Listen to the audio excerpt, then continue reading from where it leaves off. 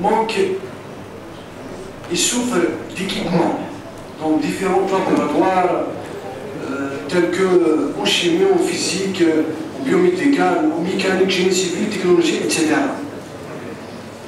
Moi je demande de revoir la politique des sorties pédagogiques et des stages pratiques, surtout pour les étudiants de fin d'études. Il faut savoir une chose, que si on arrive en fin d'études, si on ne fait pas des sorties sur terrain ou bien des stages pratiques, donc dites-vous que la vie professionnelle est difficile. J'en connais pas mal. Je suis passé par l'université, je sais de quoi je parle.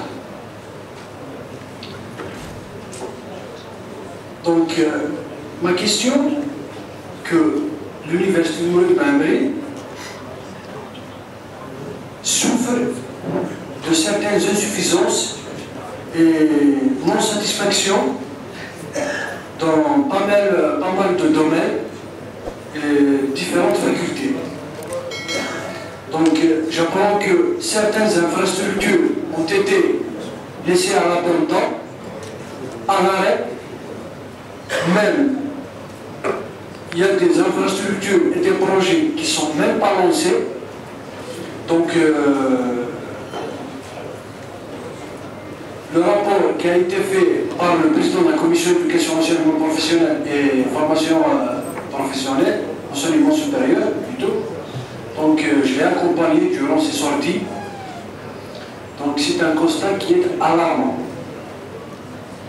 Et alarmant, dites-vous que le recteur a annoncé qu'il y a un problème d'internet au niveau du pôle Tamda 1, maintenant il y a Tamda 2 pour votre information, et ce depuis 2008. Et que notre wilaya est une wilaya pilote par rapport à la Smart City, qui est la nouvelle technologie en fibre optique qui peut arriver jusqu'à 100 gigasecondes, si je ne me trompe pas. C'est Gabon. Un autre problème, durant nos sorties, donc mes camarades ici présents vont témoigner, dont M. Hamid a fait référence. C'est malheureux, c'est un constat qui est vraiment très alarmant quand on voit des réseaux d'assainissement qui se déversent directement sur des résidences telles que Hsnaoua de Tawa et Mdouha. Malheureusement, Mdouha, donc le directeur des œuvres concernées, on lui a fait un rapport sur place, donc on ne nous a pas laissé pour continuer notre visite. C'est comme ça, M. Hamid. Malheureusement, mais on a signalé la chose.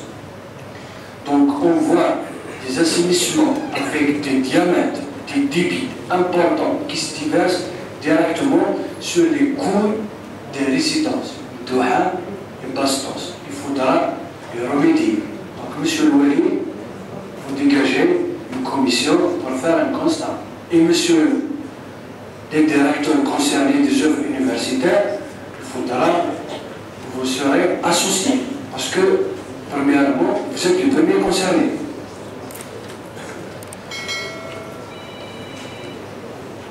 Donc, les Tawadou ont fait un petit récapitulatif par rapport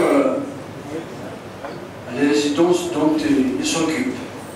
Moi, je dirais que la première des choses qui est vraiment prioritaire, c'est l'inscription, la réhabilitation de la résidence de Douha. Parce que le constat qu'on a fait sur le terrain, c'est un constat.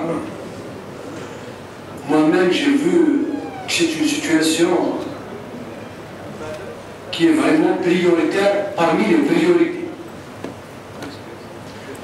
Donc, la plupart des doux, donc directeurs des œuvres universitaires, que ce soit le Douha, donc des centres Hsnaoua et Tamda, ils ont annoncé que des sommes colossales.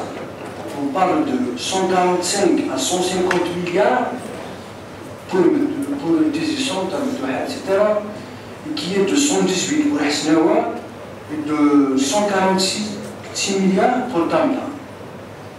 On dit que à 50% pour la restauration, à 40-45% qui est pour le transport urbain et suburbain.